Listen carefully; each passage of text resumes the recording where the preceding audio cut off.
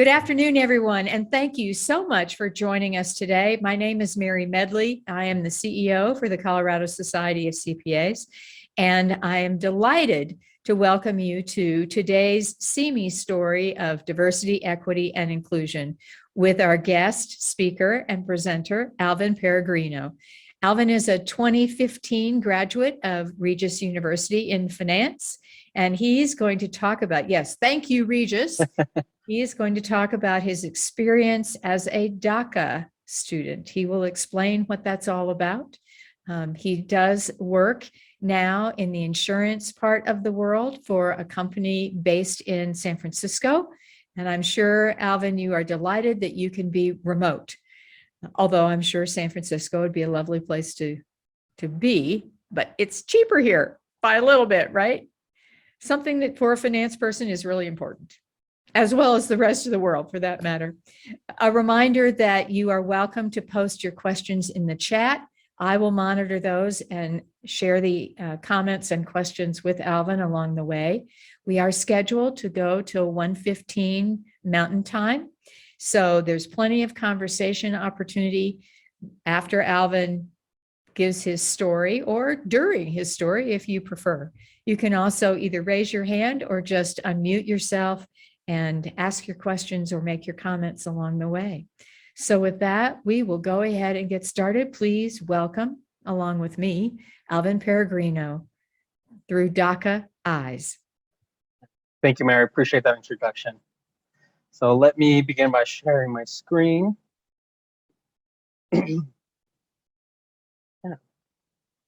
So I wanted to start with, what's the DACA program.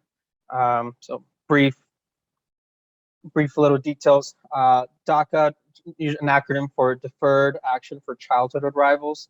Currently, there's about 800,000 people like me that were able to qualify for DACA and maintain DACA since it was first introduced in 2012. Another name that for the DACA students is Dreamers. Sometimes you might hear them in the news. It's a term that's it's been around for some time as different legislation to address Dreamers has surfaced over the years. One thing to point out with the DACA program is it was intended to help people that when they entered the United States as kids. Obviously today I'm not really a kid anymore, but when I first came to the States, I was 6 years old when I first came to the States. So anyone that fits that profile, usually qualifies. And some of the kind of the benefits of this program, the deferred action is the big one. That means is that for immigration, we're not a priority for deportation. So the immigration systems decided that there are higher priority immigrants in the country that they need to address, and so we're down on the priority. So that's the number one benefit. That removes a lot of fear, as you go through your everyday life, as you travel, and knowing that you don't have to be afraid of immigration deporting you just for without cause. And then on top of that is because of DACA, I was able to get a driver's license, so I'm able to drive and be more mobile. I was able to get a social security number, work permit. So, now I'm paying taxes as, contributing, doing my part to contribute with taxes as well. And just have been able to really provide a better life for myself because of the program. So just a little blurb on the DACA program. Wanted to cover kind of what's the criteria. Can anyone just get DACA? I mean, and those are good questions that are often raised. The answer is no. There's requirements, and they're not just basic requirements. They're requirements that kind of demand of you to really be an outstanding citizen. So some of the first ones is, like I said, when the program first came into effect in 2012, you had to have been 31 years or younger. You had to have been under the age of 16 when you came, so a minor. And you had to have been in the United States from June 15th to 2007 till the date you applied. So that's a continuous time. So that means you could not have left the country and came back.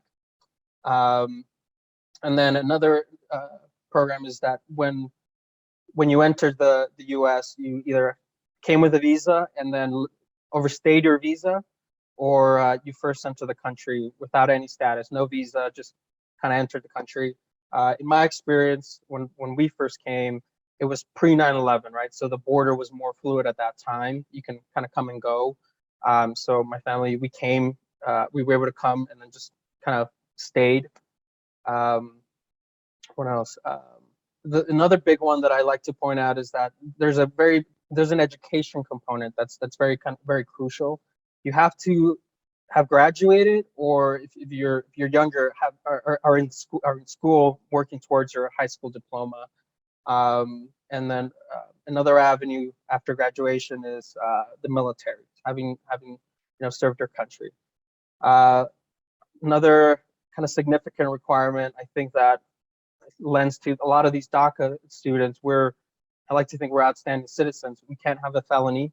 We can't have I think more than 3 misdemeanors. So when I turned 21, I was very, very aware that, hey, if you're gonna go out and have a drink, there's no driving. The consequences for me are way more severe. So it really is another thing to remember, that the importance of the rules, because if there's a mistake that I make, then the consequences are so much more severe for me. And then obviously, don't pose a threat to national security or public safety. There's background checks, there's references that they request. So they really like to have a file on you, and then every time that you reapply for the program, they continue to build that file on who you are. So those are the general criterias. The application process, oftentimes a lot of the questions around the DACA program is like, so what does that look like? Do you just submit an application? Do you just request it? What is that process? So there's actually 3 applications that you submit to the U.S. Citizenship and Immigration Services. So I have to fill those out every 2 years, and then along with that is a $495 fee. That can be tough for some people. I remember, I think at the time, my family and I had to save the funds because they were helping me pay for it for me and for my sister. So that's $1,000 that if you're low income, it's tough to raise. And then once you submit and you pay your fee, if you get approved after they've reviewed everything, then you have to go in and get your fingerprints taken, right? So they want to have a record of you, your fingerprints. They'll do a background check. They'll call people they'll call your school, they'll pull your records. It's a very comprehensive background check that they do, and we do that every 2 years, right? So it's not like once I get it, the government stops caring for the next 10 years. No, every 2 years they're doing that process to make sure, hey, in those 2 years, has he committed a felony? Has he committed a crime? Is he still worthy of this DACA program? So that's every 2 years. The benefit of employment, I think, is helps with that 495. When I applied, I was in college. I wasn't working, so I wasn't allowed to work at that time. So we raised the funds, but soon after that, I was able to start working, so I was able to cover my own expenses moving forward. And the thing with the applications, there's also other added cost.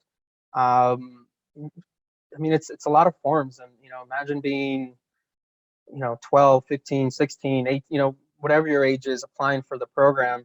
There's these legal forms that you have no idea, that you look at them and they can seem overwhelming. So a lot of times families, have to raise the funds to go talk to a lawyer to help them fill that out. So that's an added expense. For me and my sister at the time, we kind of just took a gamble, and we did a lot of research and just answered the questions. They're straightforward questions, but that can still be overwhelming on such an important form. And luckily, I don't have any misdemeanors. I don't have anything extra to explain. Straightforward. My case was pretty straightforward, so I feel pretty comfortable filling out my own forms and sending those in. But I remember at the time when I first applied, lawyers were charging $2,000 to fill out these forms for somebody, and on top of the $495, that can really add up. So just it's if you want this program when it first came out, it wasn't just something like an easy bar to cross. You really had to want it. You had to raise the funds. You had to fill out the forms, gather all the documents. I think for when I applied, I remember I grabbed a reference letter from the pastor at my church, the principal at my high school. I think those were the two, and then I remember collecting all the certificates of achievement I had gotten from kindergarten, all the way through high school. I remember having to pull my transcripts, having to go to the schools to get copies of that. Just building as much of a case as I can that, hey, I've been here, I've done my best to contribute to America, I've done my best. I think I'm worthy of this opportunity, this life-changing opportunity that you're providing us. So it's a process. It wasn't a low bar when people first apply. It took a lot of work, and luckily I had my parents' support. So it's not just a kid that wants the opportunity. It oftentimes is like it's a collective effort from the whole family. So I like to think of that as like there's skin in the game for the families to get this going. And in my opinion, whenever there's multiple parties that have skin in the game, that's when you get the best results and the best candidates. Yeah. So that's kind of a little bit about what the DACA program is, the application process. I do want to share with you guys a little bit of my story. When we first came, I think like with many families that immigrated to the U.S., it was in search of better opportunity. My family comes from southern Mexico, and the southern Mexico is more of indigenous. There's not so much of it's not so much industry like there's in northern Mexico. Northern Mexico, there's a lot of industry that caters to the U.S. market, right? So we hear a lot of plants, auto manufacturers, different types of manufacturers in northern Mexico that maybe give opportunity for those people that live out there. But we were from the south. I like to make a joke that we were from the jungles of Mexico. That's just kind of how remote and the climate down in southern Mexico was when we left.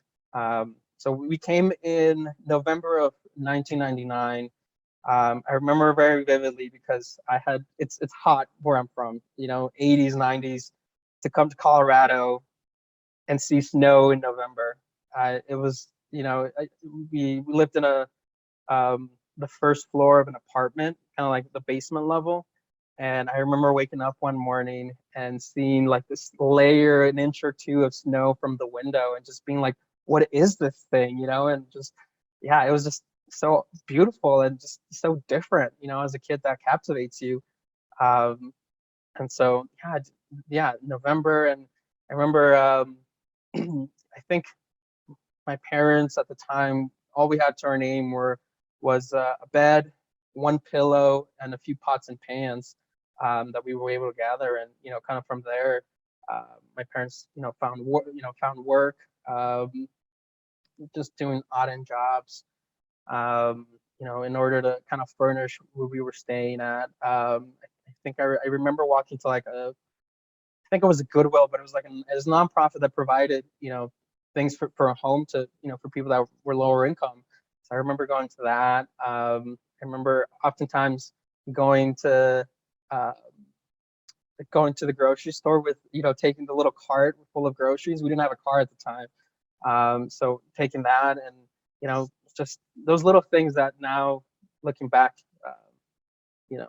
just I've come such a long way, and makes me reflect on those times. Yeah, so that was just part of the memory of when I first came to the States. Yeah. So Alvin, a couple of questions that are perfect right now. First, our colleague Magda wants to know where in southern Mexico, because she came from Chihuahua. Oh, okay. Yeah. we're from Tabasco, Mexico. So I like to say it's part of the little bend of the Gulf. So yeah, so we're from a small town out there. And Judy asks, what made your family choose Colorado? Yeah, that's a good question. And I asked my dad that a few years ago, and I thought he was going to have some great answer for me, but he told me, hey, we came and he had a friend that lived in San Francisco, and he says he remembers crossing from Juarez to El Paso and calling his friend saying, hey, are we still okay to come? His friend didn't answer. And he had to figure out what he was going to do. And so somebody that he met on the journey from where we were from up to El Paso said, hey, well, listen, you have nowhere to go. I have family in Denver. We're more than happy to have you while you figure out what you do, where you're going to go. And so my dad said, yeah, okay, let's give Denver a try. And and I guess everyone loved it, and we stayed here, and I'm grateful. As much as I'm sure San Francisco would have been amazing to grow up. I mean, Denver, we have mountains, we have so many things here. So that's how we, just funny little coincidence how you end up somewhere. Yeah, including snow, right? Yes, including snow. Yeah. Thank you. Yeah, and then I think just some of the challenges. I think like most immigrants, my parents didn't really speak the language. I had, when they enrolled me in school, I had to kind of learn the language and then help translate as the years went by. I remember my first word was "me too," and it was because I really, as it's been told to me, I don't really remember these things, but I had to go to the restroom, and I didn't know how to say I have to go to the restroom. So when a friend of mine asked to go to the restroom, I said "me too," and so that became kind of my word. One of my first words to go forward. So yeah, and then kind of another memory that I do have, just a kid trying to figure things out and survive. I remember being in school, and I guess we had to take a test, and I had no idea what any of it was. I think this was in the first grade or maybe the second grade. I still, was early on learning English. I wasn't there just yet, and um, I remember my teacher having a conversation with my parents about that I had copied somebody's exam, and she laughed a little bit and kind of took it as an innocent thing because I was so lost in what was going on that I copied the young man's like his name, his last name, every little detail, and just the teacher was like, laughed it off. Had a conversation with my parents about getting me help to learn English, learn how to read, and yeah. So just those little memories, instead of being super upset about it, the teacher took that as an opportunity to say, hey, obviously this is a kid that needs help, and she was willing to do that. So I've had a lot of great teachers along the way. So yeah, so these little memories, some challenges. At the time, I think we lived in Glendale. I remember the apartment exactly, and sometimes I drive by, and it's crazy to think, how expensive those apartments now are. Back then, I think my parents were telling me that was like $350 for a 1 bedroom. Yeah, I think those are probably going for 1,500-1,600 easily now in that Glendale neighborhood. Yeah, so started out my life there, then moved out, out east to Aurora, where I pretty much grew up since I think that was the age of 8. My parents, I think this was like 2001, 2002, and along those years, yeah, I enrolled in the local school. My parents had the opportunity to buy a home. I think this was 2005, 2006. As you guys can imagine, leading up to 2008, having those conversations with them in retrospect, how they were able to do that. My parents told me, the financing at the time was a lot more loose. They were willing to give homes with just rather than a social security number, just the individual tax certification number. As I'm sure CPAs, you guys are probably aware of that, of what ITIN is. If I'm even saying it right, I don't even know. That's just what we call it with, I-10. I don't know. Um, yeah, and I was able to have a good childhood in Aurora. Had a home. Was able to was I think 2 blocks from school. And then unfortunately 2008 happened, and I remember my parents just couldn't afford to keep paying the mortgage. They were employed, but I think it had gotten to be too expensive. And now having those conversations, having gone to school, have learned at Regis, what the 2008 crisis was, how it affected families. It sounds like they were part of those people that signed up for a teaser rate, and after a certain amount of time, their payments shot up. And while they were still working, they knew eventually they weren't going to be able to continue to make those payments, and so they made that decision to abandon the house, and move into an apartment. So just thinking back, now that I'm older, reflecting on that, I think back to, oftentimes immigrants are the victims of these bad deals, and yeah, you could say they're adults, they know what they're getting into, and to some degree, that's true, but all the documents that they signed weren't in a language that they understood. All they were told is like, hey, sign here, and we're going to give you a home. So it's just interesting to see. Sometimes, yeah, immigrants are the ones that are easy pickings for bad deals like that. So something that I noted as I've grown. So yeah, from there, yeah, I went to school in Aurora, public school. Um, my parents have always, I think being Hispanic, you grow up culturally probably being Catholic, or some type of Christian. My parents were Catholic, and we were active in our church. And one day, um, one of the first, I call this one of the first like true defining moments in my life that have led to where I am today occurred. My parents met somebody at church that said, hey, why don't you send your kid, your son and daughter to a Catholic school? There's scholarships for it. It's a really good environment. And my parents said, hey, let's give this an opportunity. Let's see if we can do that. And luckily, I got in. I was able to get the scholarship money. And the reason I say it's a defining moment is because the education there was just phenomenal. I went to Bishop Matrup High School. All my teachers I knew by name. They knew me by name. My principal, every morning when I would walk into class, he'd say, hey, Alvin, how's it going? Like, I mean, like where do you get that nowadays? I mean, schools, are so big now that it's hard to have the teacher, let alone the principal, get to know you one-on-one. So that was great. And I really learned a lot, the importance of work ethic there. They really taught me that there.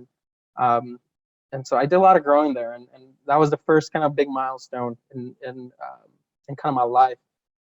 Because that led to the second milestone, which is that when I was a senior in high school, I applied to Regis University. I got in, but the next question was, how am I going to afford $32,000 a year? And luckily, there was a competition at the time at Regis. It did a presentation on social topics, any social issues at the time. I did mine on immigration because it was something that I could relate to, I could truly speak to. And after writing 2 essays, from a pool of 200 students, I was one of 75 picked to go on campus at Regis and kind of do a poster board and really present. And I remember all the work that went into that. I like to think I'm pretty smart, but to be honest, I got a lot of help. I reached out to my teachers, to friends to help me proof and write my essay and make my case. And then when the time came to do my presentation, I remember the car ride there, having that conversation with myself, like, hey, this is it, man. Like, if you're gonna go to school, this is it. I need you to be focused, to pay attention, to be charming. Just you got to go all out. This is your one chance.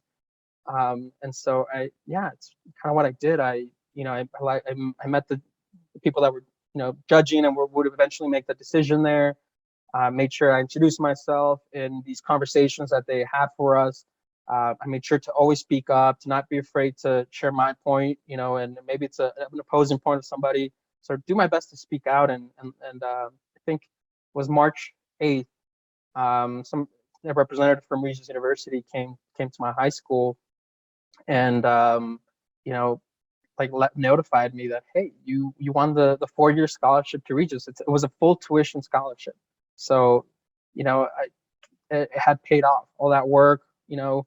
I was going to get to go to college. You know, at the time, I didn't have a work permit, so it's not like I could just go and join the workforce, and pay my way through school. My parents were always pretty adamant about not letting me work so that I wouldn't, assume somebody, have what we call, fake documents to show that you can work. They were always very clear and like, hey, I need you to have a clean record. All right, let us worry about work and all these other things. So I wasn't working at the time, wasn't driving. And at the time, even if my parents were able to help me, tuition for undocumented kids was the same rate as out-of-state tuition. And so, as I'm sure many of you know, out-of-state tuition, quickly shoots up, from in-state tuition. That luckily, bills have been passed that now have made that equal for undocumented kids that want to go to college. They can pay the same rate as in-state tuition, and that's much more manageable now. So those were the challenges for me at that time. So I knew if I really wanted to go to college, that scholarship was it. And I wanted, and I was able to start going to Regis, and I thought everything was going to be great, and to some parts it was, but then I realized there are also challenges with going to college. Like, you have to buy your own books. Did not know that was, up until that point, schools provided all my books. So having to save money for that, and then I think, like many people in college, sometimes you get a little homesick, spending so much time away from home. Sometimes just finding your own place. So, all the challenges of being an 18-year-old kid, growing up. So I had that. And then I do remember kind of to get by, Judy, don't tell anyone Regis about this, okay? At the time, Regis, instead of giving you like a bus pass, they'd give you bus booklets. So they had, I think, like 20 bus tickets. And so what I would do is I would get me and a few of my other friends to go and get the booklets. They were provided free, part of tuition. I'd get a few, maybe 4 or 5 booklets every week. And then I'd go downtown and try to resell them. And that's kind of how I survived. My parents didn't really have enough to give me to live on for my expenses. So that's kind of how I would have my expenses. I think it's okay. I've gone back to Regis. And I've talked to the coordinator, the student life coordinator that was in charge of that program at the time, and I've told her that's what I did to survive freshman year when I wasn't able to work, and now she laughs it off, and commends my my entrepreneurial spirit, if we can call it that. Yeah, so I remember having to do that to I think I was making like maybe 150 a month, to kind of help me offset some expenses, and to also just to be able to go have a burger with friends and live, and have that opportunity. So going to Bishop Matro, that was kind of the first defining moment. The second defining moment was winning that scholarship that allowed me to go to Regis. And then, the third one I would say is when President Obama in 2012 signed by executive order the DACA program, because that allowed me to work. I think I won it my sophomore year, the August of my sophomore year. The DACA program came out and I was able to apply. And immediately, I think at that time, I probably, I'd like to think, because my record was so clean and I provided so many documents, like a stack full of documents, like whoever at immigration was reviewing them probably hated me for sending that just giant stack of documents to kind of prove that, hey, I'm worthy of a shot. My case got approved probably within a month or two. And so by November, I was able to start working and apply for a social security number. And there was an internship program at Regis that help place kids in corporate America. And I applied, and they found me a spot at a company called Travelers Insurance. And so that following summer, I tried it out. I remember I was super nervous. I'd never really applied for a job. And it was a professional job at that. I had to go get a suit, learn how to tie, make a tie. Just, yeah, just a lot went into what is this corporate job. I didn't have my mom and dad that in that world that could guide me. So, I really had to ask around and do my research and, and go and go into this interview. And apparently I did well enough that I got the internship. And so that summer I went to go work for Travelers, really enjoy the experience. They paid me well at the time. So I was, more than happy to work there, and I think I hit it off with my coworkers because they kept asking me to come back every summer. And I told my boss kind of my story, and I think whenever I had a break, spring break, fall break, winter break, she'd work really hard to get me to come in to work with her, just so I could make some extra money. So I mean that was powerful to see. Hey, there's somebody that you were willing to be vulnerable with and share your story, and she's kind of rooting for me. I felt like because she was willing to bring me on, and so yeah, I did that for a few summers and winters, and then right before my graduation, I think September of my senior year, she called me and said, "Hey, do you want to come work with us when full time when you graduate?" I said, "Absolutely."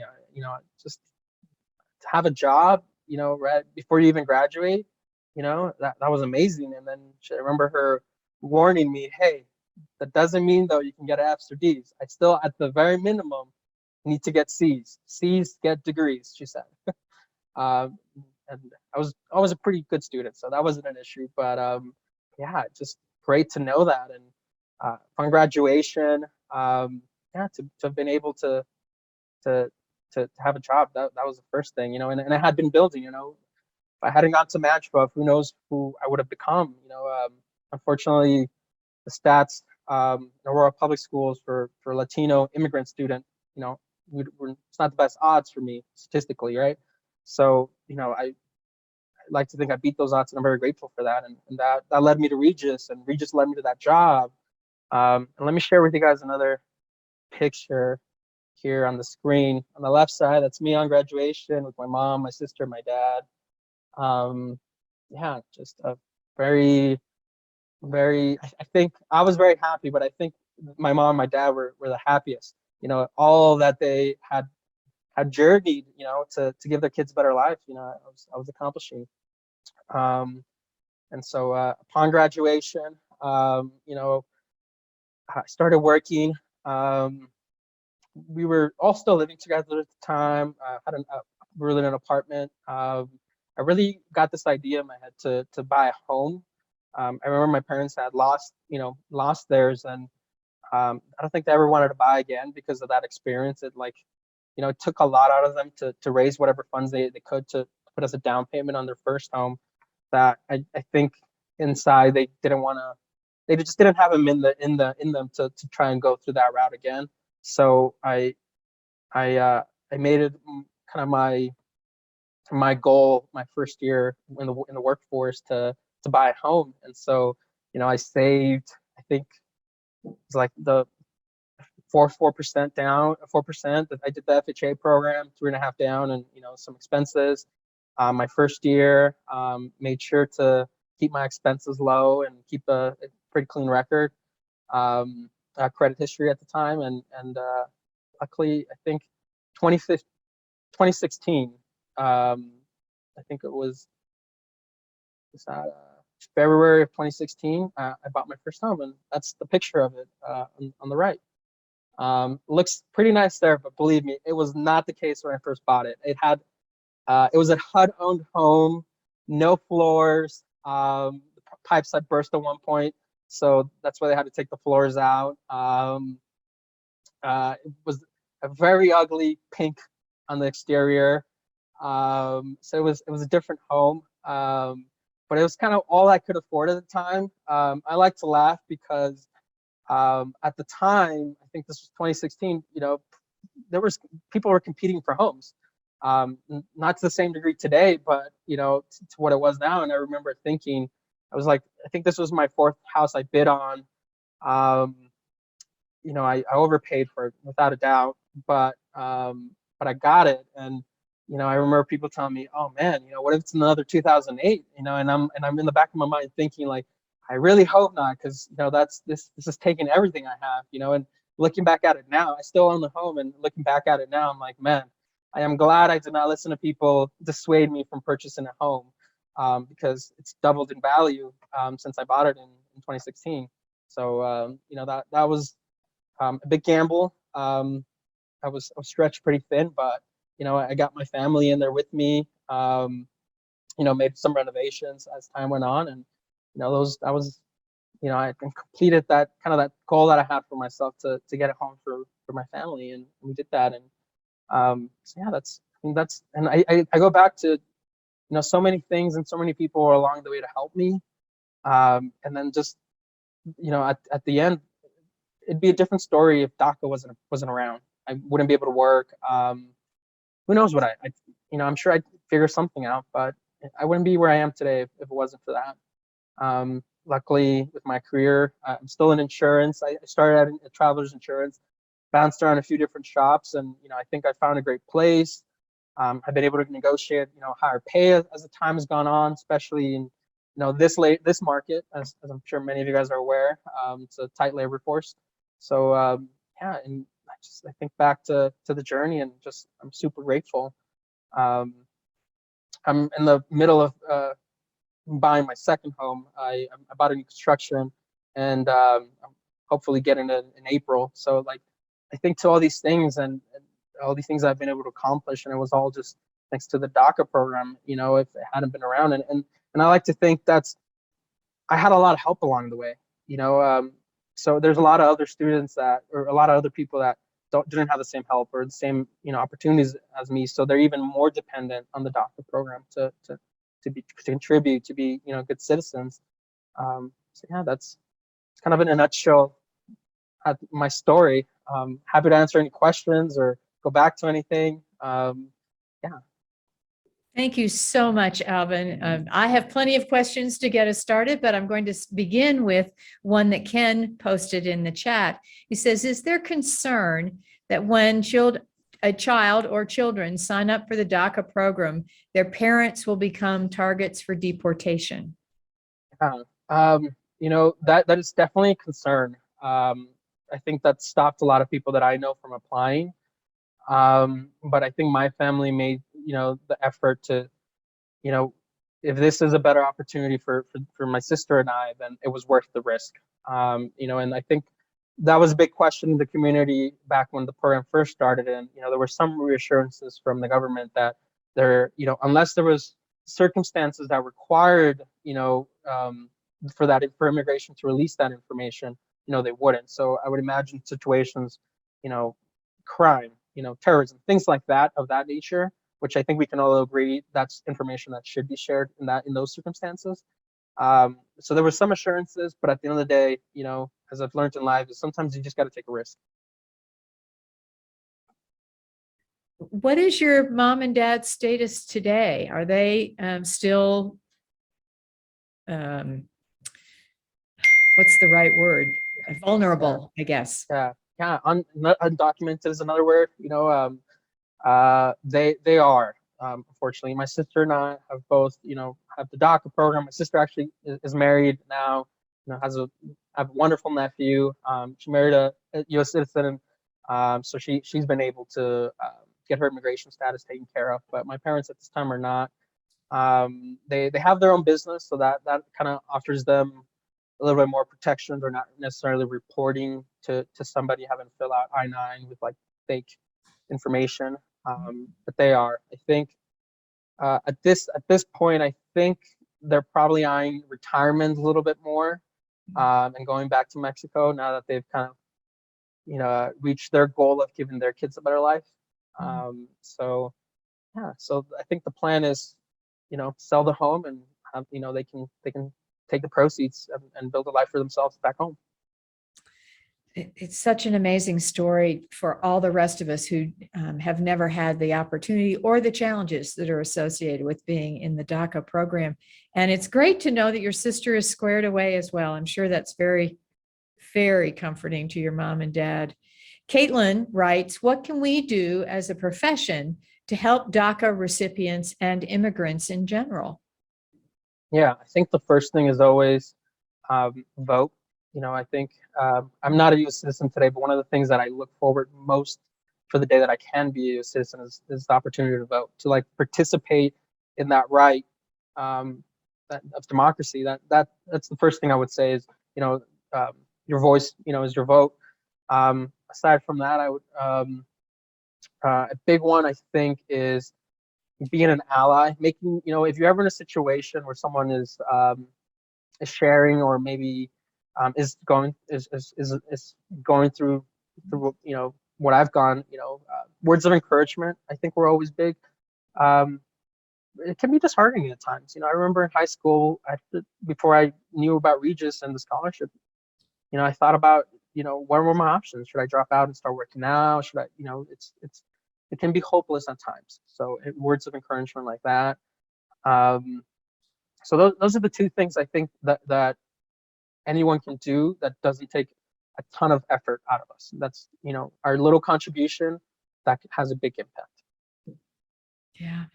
Another person asks, is there a path for you to become a citizen and what does that look like? Yeah, not at this time. I know over, many years, Congress at times has tried to pass different variations of the Dreamer bill or DACA bill to grant us a pathway to citizenship. But as you guys know, Congress works in mysterious ways. So at this time, nothing. And so one can just be hopeful. At the very least, I like to think I pray that my program, the DACA program, stays in effect. I still have to keep renewing every 2 years. So I hope that stays in effect. But nothing at this time. And I think the courts have made it very clear that anything more has to come from Congress. So when that happens, who knows? Laura asks, are you a vocal national advocate for DACA now that you've successfully gone through the program?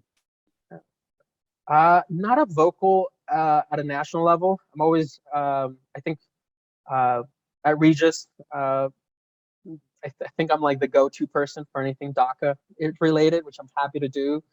And so I do that. I'm more comfortable now that I'm more established. My sister's taken care of. My folks, are don't have to worry about it as much. Sharing my story, I think, that can be a scary thing. So you don't want to put anyone you love in harm's way. So I feel more comfortable being an advocate.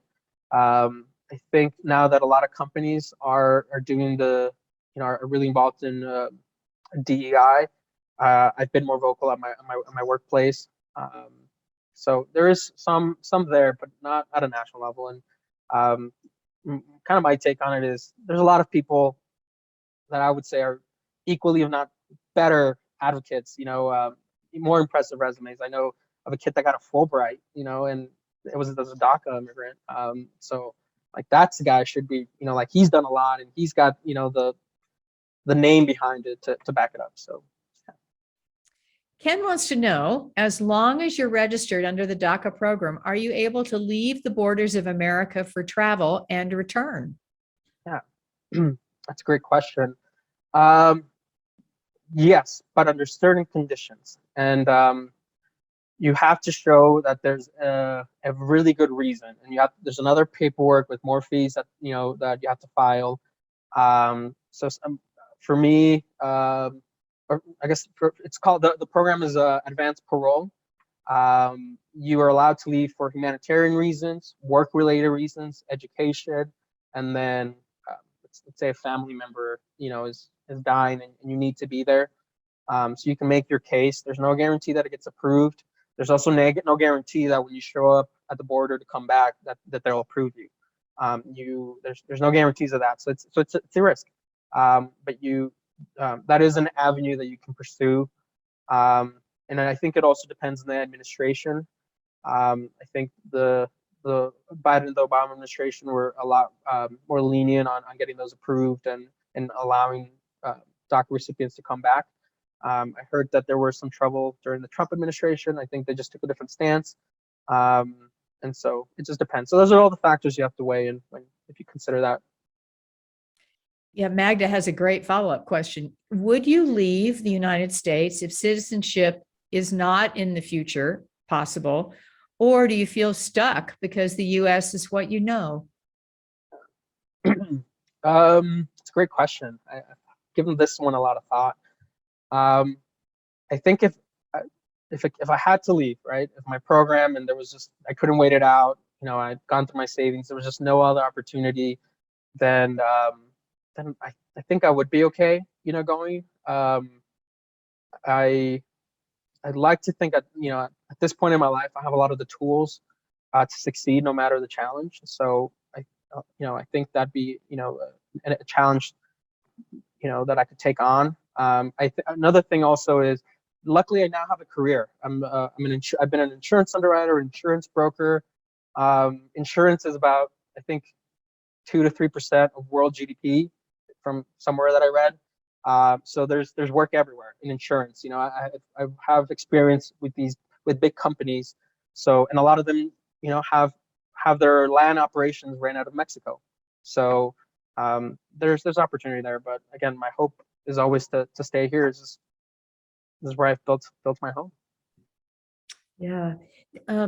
I vaguely recall seeing something about age 31 being important on your slide previously. Do you age out at some point of the DACA program? You do not age out, but that was the cutoff when the first program first happened. So if you were 32 back in 2012, I think it was 2012, you had to be, but if you were over that age limit when the rule first was established, then you didn't qualify. So luckily, because I was 18 at the time, as long as they keep renewing the program, I'll be able to keep reapplying and not age out. Magda just added, true, it is much harder for those who don't have options with family and friends to be able to go one direction or the other. I invite you all to either raise your hand or just speak up or put your question or your comment in the chat. I'll continue to keep the conversation going, but I want to make sure that all of you who want to actually speak directly have some airtime. So this is the Mary 10-second count of being quiet in case there's someone who'd like to jump in now. So, Alvin, did you, because I'm sure that you know several DACA people, did you all feel very pressured during the Trump administration as far as whether you would be deported, whether the program would cease to exist? Was it a very high stress environment, especially for students who were still in school? Yeah, definitely. I don't think, if I go back to my search history, my Google search history from 2016 to, 2020 or whatever, I think Trump every morning, I just Googled the Trump and maybe immigration, see kind of what the latest was.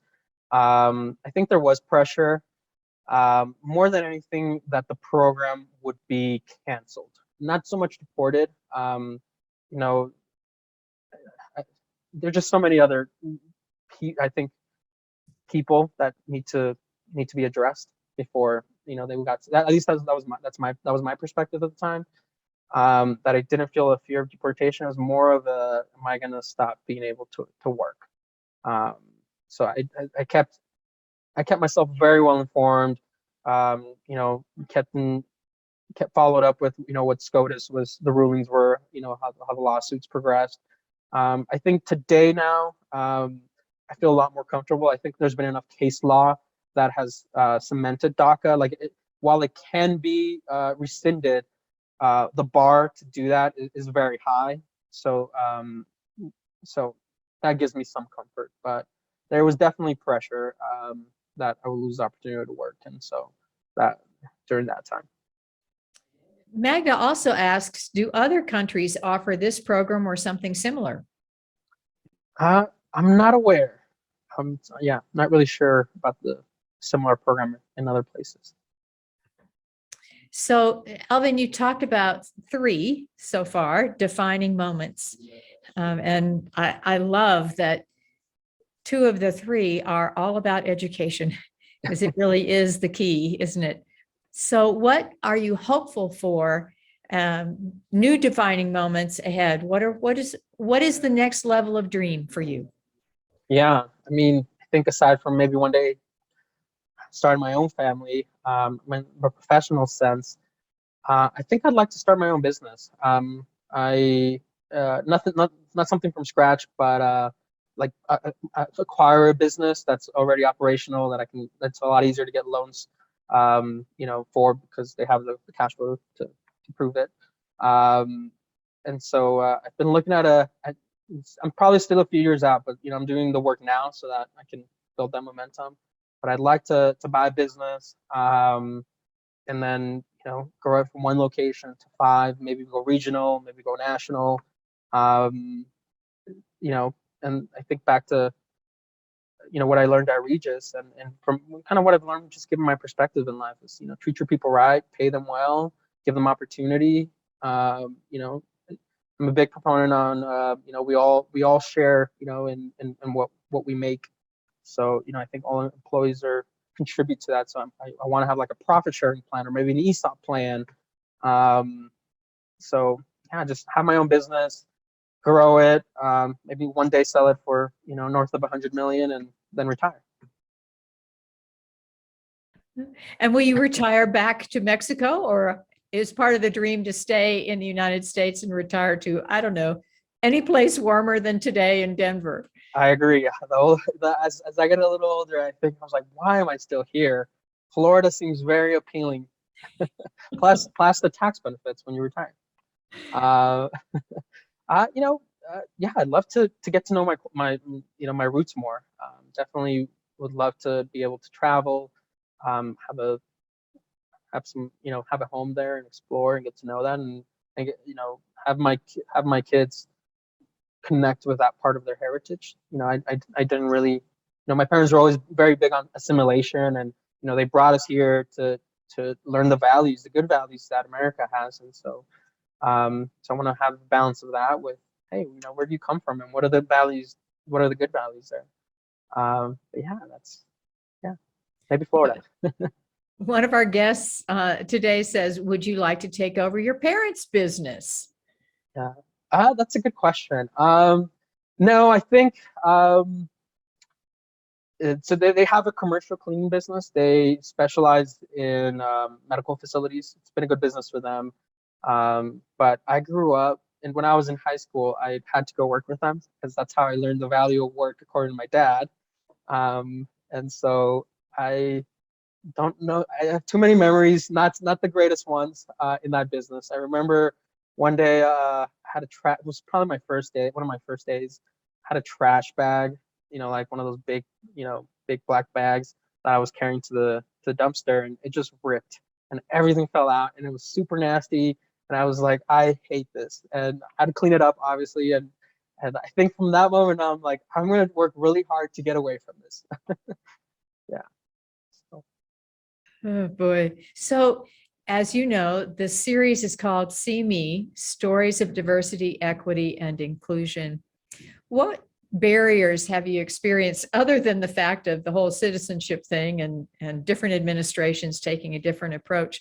What kinds of things did you encounter just because people found out, for example, that you are a part of the DACA program? Yeah, I think earlier on, I think the climate's a little bit different now, but earlier on, you don't want to be judged, or you see it as something that makes you less than, and so you don't want to share that with people because you don't want them to see you as less than. So I think a lot of it was there's a lot of internal challenges. Again, when I was in high school, before I had, won my scholarship to Regis, I was so lost, frustrated, angry. What am I going to do with my life? And so those were a lot of internal challenges. External challenges, I think, not everyone was as aware. There was different climate around, sharing around diversity and sharing, these challenges. So, I remember people would make comments. Sometimes having in business school, having a discussion around diversity and, that those were always difficult conversations because some people, especially at Regis is a very expensive place. So, it's usually, higher income folks that go there. And then there's some of us that are on scholarship. And so sometimes it's the feedback, the comments that you would get, were not very nice. And so, that made it difficult. And I think,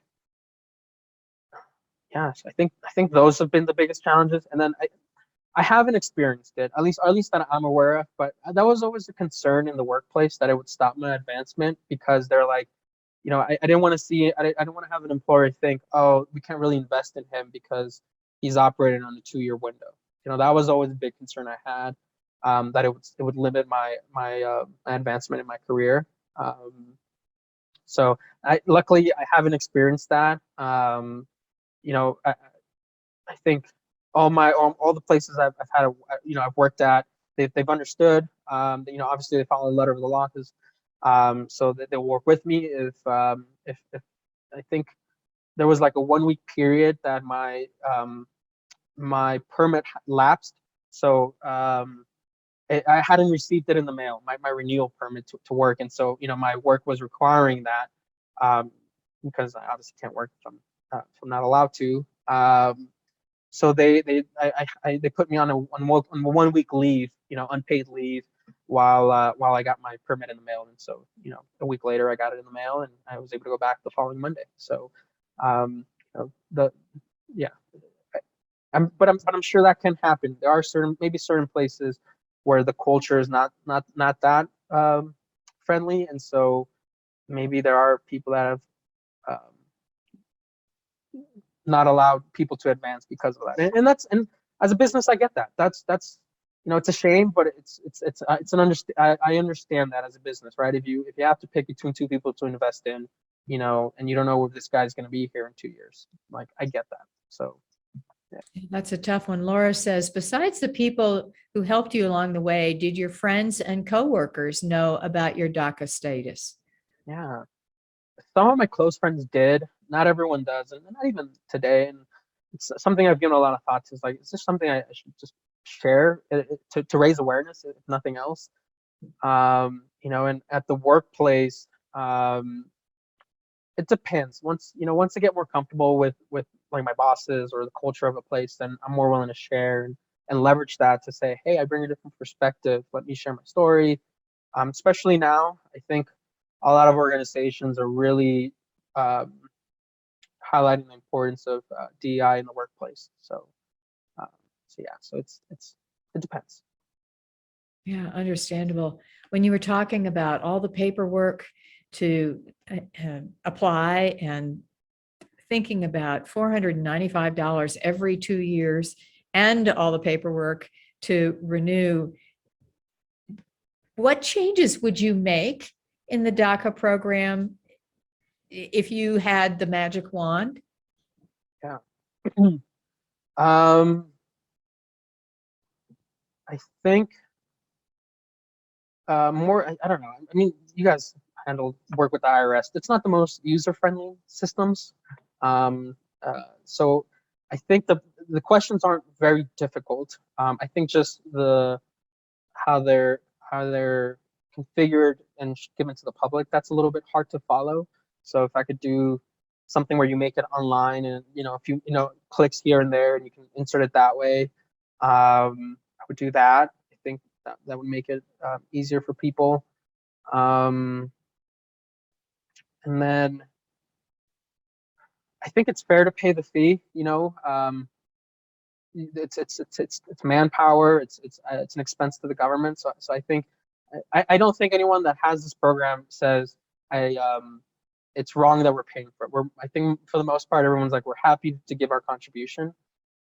So, but there are exceptions where people truly have hardships. So, is there a way that we can,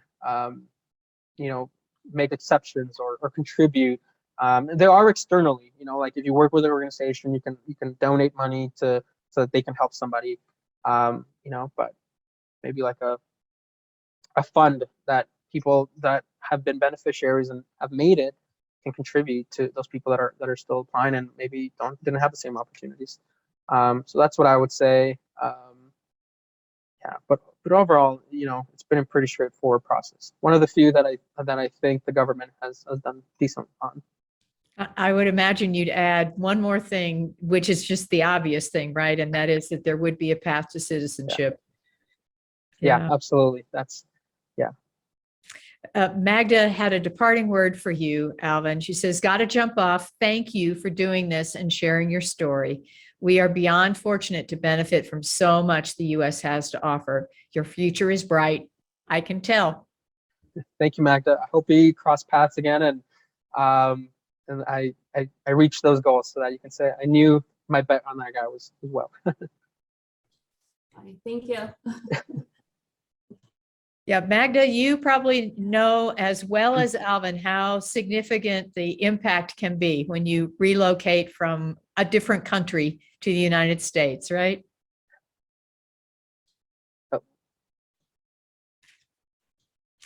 Just so you know, Alvin, Magda actually is a colleague of ours. She has been with the Colorado Society of CPAs since October of 2019.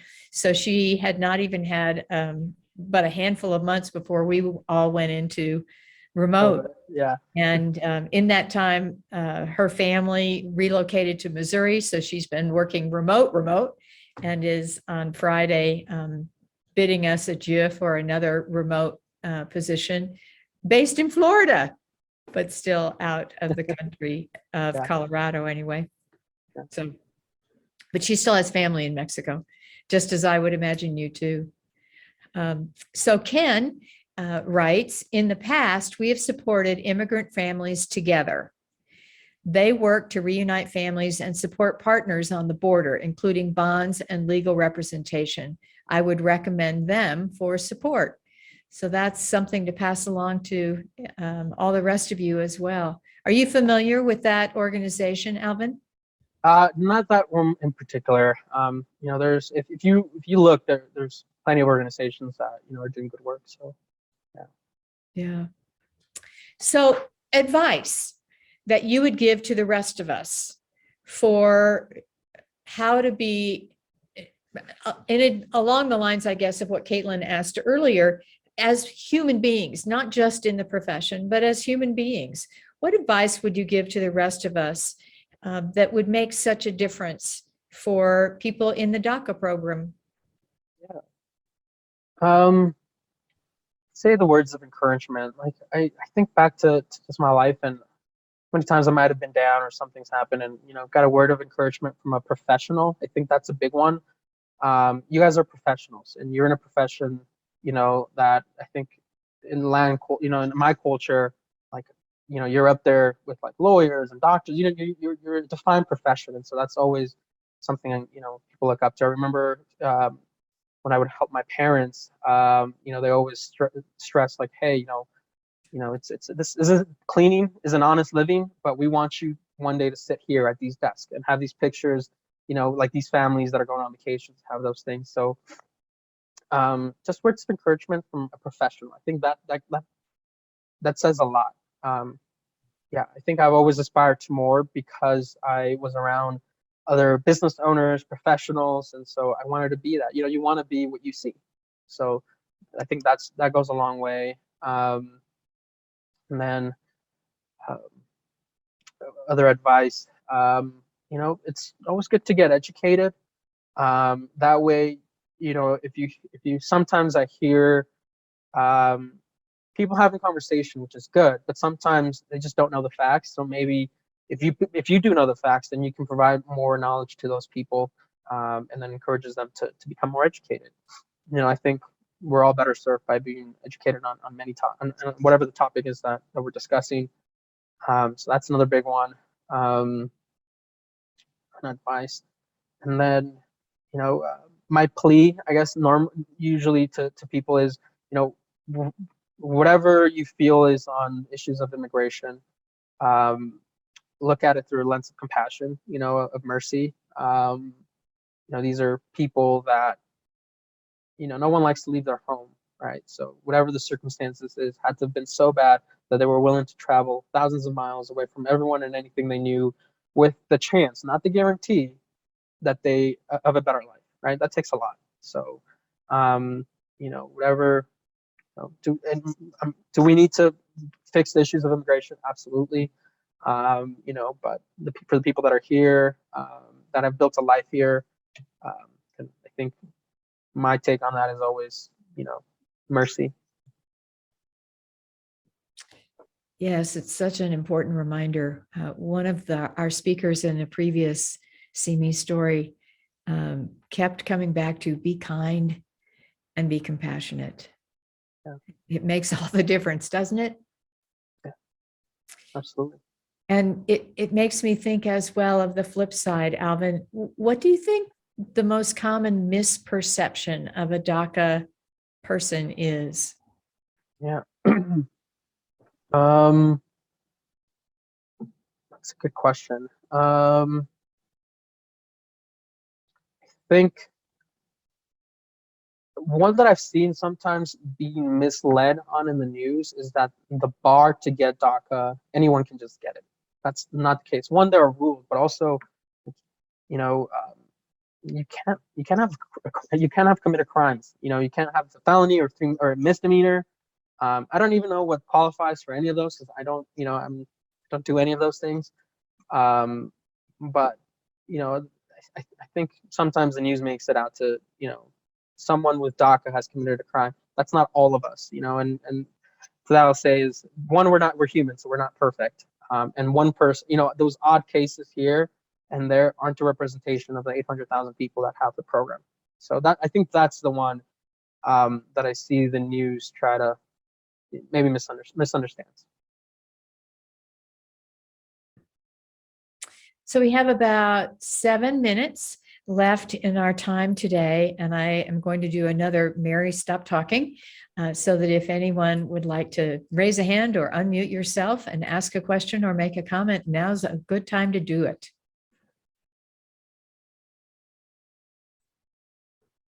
Don't be shy. No questions off the table. I just wanted to say, Alvin, that I am so impressed with the fact that you shared your story, and what a eloquent and charming man you are. And I'm just so very impressed, and I am convinced that you will achieve whatever dream you desire to pursue. And when you get that, how many ever hundreds of millions of dollars, just remember the faculty at Regis. I'm just kidding, but I have no doubt. Thank you. Thank you so much. Yeah. Thank you, Judy. Appreciate that. Heidi has posted in the chat, Alvin, thank you for sharing your experience and story. She echoes what Judy just said. Very impressive and motivational and inspiring.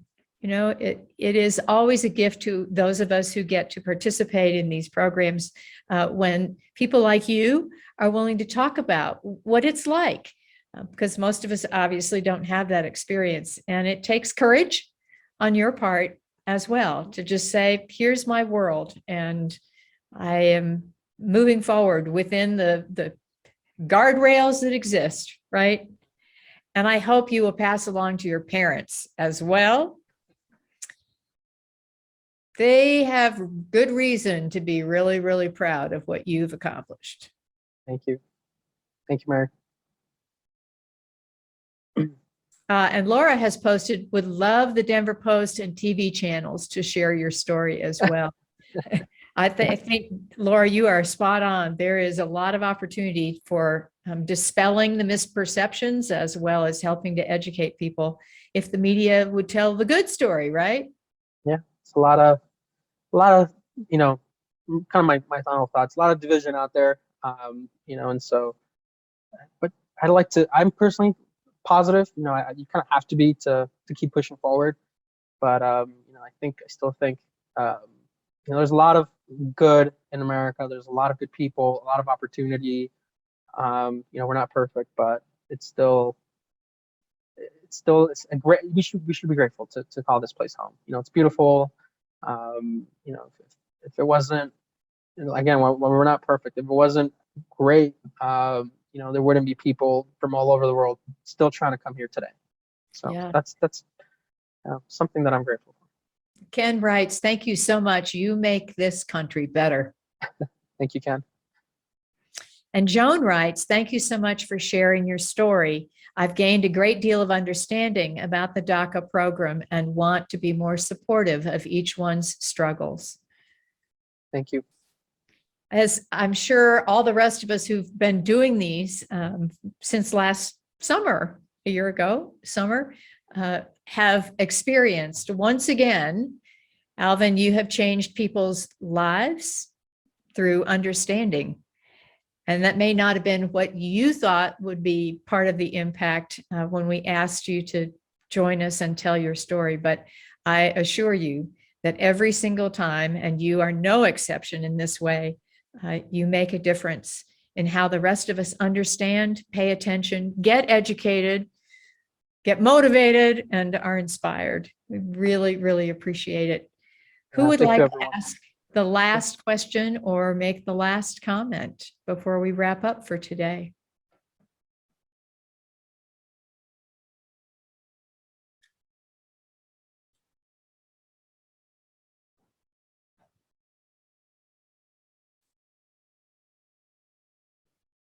Well then, Alvin, thank you again for your time, for your story, for your courage, and for all you have given to this country already. And I hope you'll stay in touch so that we can all celebrate with you when citizenship finally can be a reality. Thank you. Definitely will. Keep you guys posted. We'll all want to celebrate with you.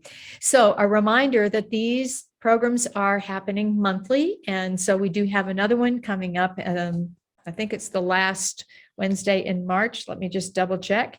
And our speaker for that one is going to be our colleague who's on the Diversity, Equity, and Inclusion Working Group for the Society. It's titled, It's Not How You Get There, It's What You Bring. And it's a story about one of our friends who got her entire education to become a CPA online, and the challenges that come along with people making assumptions about the quality of your education when you're never in the classroom. So please do sign up for that. Please encourage other people to participate as well, and look forward to what comes next. Alvin, best wishes. Thank you very much. And thanks to all the rest of you for being with us today as well. Stay warm out there.